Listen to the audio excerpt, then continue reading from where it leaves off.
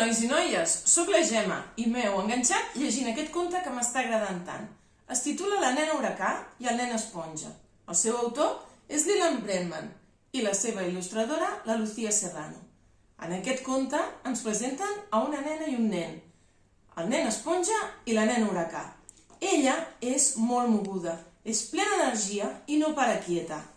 El nen esponja és tímid i no li agrada l'acció, però és un gran observador. Coneixerem dos infants que no s'assemblen absolutament en res. Tots dos són intel·ligents i divertits, sí, però de maneres tan diferents. Què creieu? Què passaria si es fessin amics? Doncs aquí us ho deixo. Si ho voleu saber, us l'haureu de llegir i em direu alguna cosa. Adeu!